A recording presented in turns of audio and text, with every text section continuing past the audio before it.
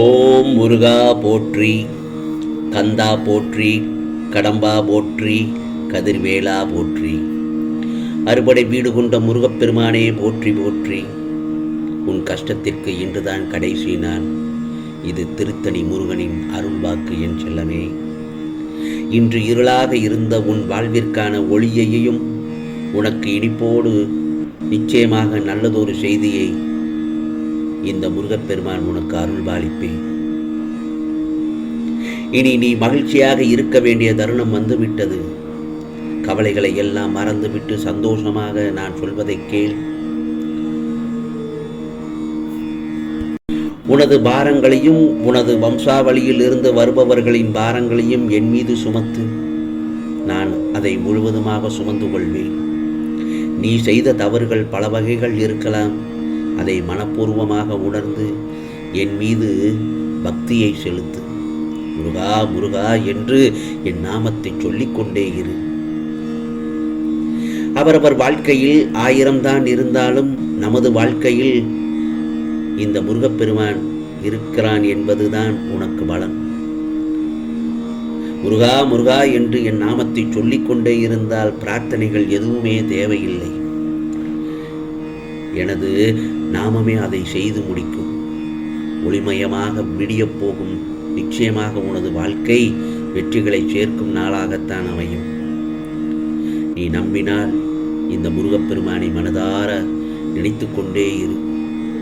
உனக்கு கஷ்டம் எப்பொழுதெல்லாம் வருகிறதோ அந்த தருணத்தில் என்னை மனதார என்னிடம் பேசு. முருகா, என்னை காப்பாற்று, என்னை இந்த தருணத்திலிருந்து காப்பாற்று, என்னை எப்படியாவது என்னை கரை சேர்த்து விடு என்று என்னிடம் அழைத்தாலே போதும். நான் எந்த ஒரு ரூபத்திலாவது உனக்காக வந்து நிச்சயமாக உனக்கு உதவி புரிவேன். உனது கஷ்டங்களை போக்குவேன். காத்திருந்து காத்திருந்து நீ இப்பொழுது சில நேரங்களில் சோர்வடைந்து விட்டாய், அப்படித்தானே? நல்லது நடக்கும் என்ற நம்பிக்கையும் சற்று தளர்ந்து விட்டது போல் தெரிகிறது. கலங்க வேண்டாம், நிச்சயமாக நல்லது நடக்கப் போகிறது.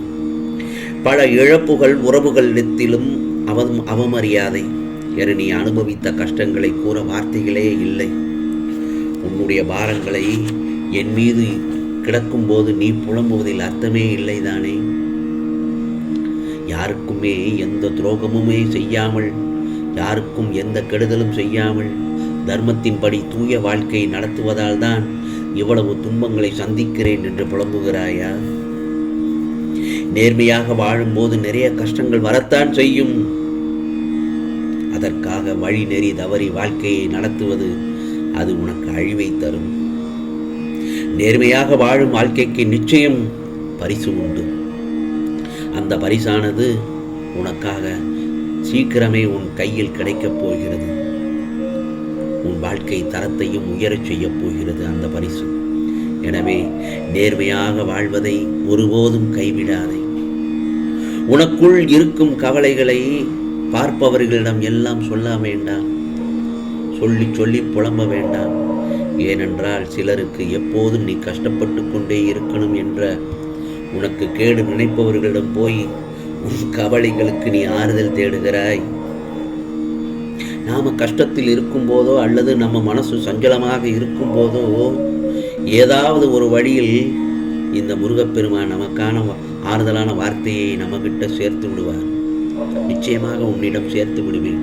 அது யார் மூலமாவது அந்த மாதிரியா நல்ல செய்தி உன் காதுக்கே வந்துவிடும். ஏய், இந்த தவறை செய்யாதே, இந்த பாதையில் போகாதே, நீ நேர் திசையில் போ, நீ அவரிடம் பணிந்து போ, கோபப்படாதே என்று யாராவது ஒரு ரூபத்தில் வந்து உனக்கு நான் அறிவுரை கூறுவேன். அதை மட்டும் நிராகரிக்காமல் அந்த சமயத்தில் முருகப்பெருமான் தான் நம்மிடம் பேசுகிறார் என்ற ஒரு வார்த்தையை மனதில் கொண்டு அந்த நல்லதொரு வார்த்தையை காதில் கேட்டு அதன்படி நடந்தால் வெற்றி நிச்சயம். பிரச்சனைகள் இருக்காது, மனதில் குழப்பங்கள் இருக்காது, கோபம் வராது முதலில். ஆகவே உனக்கு சிக்கலான சமயத்திலும் மனது குழப்பமான சூழலில் இருக்கும் போதும் சரியான அறிவுரையை நமக்கு யார் மூலமாவது இந்த முருகப்பெருமான் கொடுப்பார் என்கிற நம்பிக்கை உனக்கு இருக்கிறது அல்லவா? அதே மாதிரி தான் இக்கட்டான சூழலில் அடுத்த நம்ம என்ன செய்கிறதுனே தெரியலை, வேறு வழியே இல்லை அப்படிங்கிற ஒரு காலகட்டத்திலையும் நமது துயரங்களுக்கு காரணமான நம்ம கர்ம வினைகளை நீக்கி நம்மளுடைய வேண்டுதல்களையும் விருப்பங்களையும் ஆசைகளையும் அடைவதற்கான வழிமுறைகளை சரியான நேரத்தில் இந்த முருகப்பெருமான் உனக்கு காட்டி விடுவேன். அப்படித்தான் இப்பொழுது காட்டிக் கொண்டிருக்கிறதுனால தான் நான் சொல்வதை நீ கேட்டுக்கொண்டிருக்கிறாய். எல்லோருக்கும் நீண்ட நாளாக நிறைவேறாத ஆசைகளாக இருந்தாலும், நீண்ட காலமாக காத்து கொண்டிருந்த வேண்டுதலாக இருந்தாலும், நம்ம விதியை சரி செய்து நமக்கு கால நேரங்கள் நமக்கு சாதகமாக மாற்றி நினைக்கிறது. நாம் வேண்டுறதை கூடிய சீக்கிரம் நம்ம கைகளில் சேர்க்கக்கூடிய அதீத சக்தி வாய்ந்த மந்திரம் என்ன தெரியுமா? ஓம் முருகா சரணம், ஓம் முருகா சரணம் என்று சொல்லிக்கொண்டே இரு. அது மிகவும் மகிமை வாய்ந்தது. இதை தினமும் உன்னால் முடிந்தவரை எத்தனை முறை வேண்டுமானாலும் சொல்லிக்கொண்டே இரு. பிறகு உனக்கான காரியங்கள் நிச்சயமாக கைகூடும் என் செல்லமே. பிறகு உனது வேண்டுதல்கள் எல்லாம் ஒவ்வொன்றாக நிறைவேற்றி தந்து விடுவேன். உன் வாழ்விற்கு வழி பிறந்து விட்டது. நிச்சயமாக நீ செல்வ செழிப்புடன் சுபிட்சமாக வாழப்போகிறாய். ஆம் செல்லமே, சகல சௌபாக்கியங்களுடனும் நீ வாழும் காலம் இதோ வந்துவிட்டது. கவலைப்படாதே. இந்த முருகப்பெருமான் உனக்கு அருள் பாலிக்கிறேன். உனது கஷ்டத்திற்கு இன்றுதான் கடைசி நாள் என்று உனக்கு ராஜயோக பலனை தரப்போகிறேன். பெற்றுக்கொள்ள தயாராக இரு. உன்னுடைய கண்ணீர் காலங்கள் எல்லாம் முடிவுக்கு வந்துவிட்டது. நீ புத்தம் புதிதாய் பூத்த மலர் போல் உன் வாழ்வை நீ துவங்கு என் செல்லமே. இனி உன் அன்புக்கு தகுதியான அனைத்தும் உன் கைகளில் வந்து சேரும்.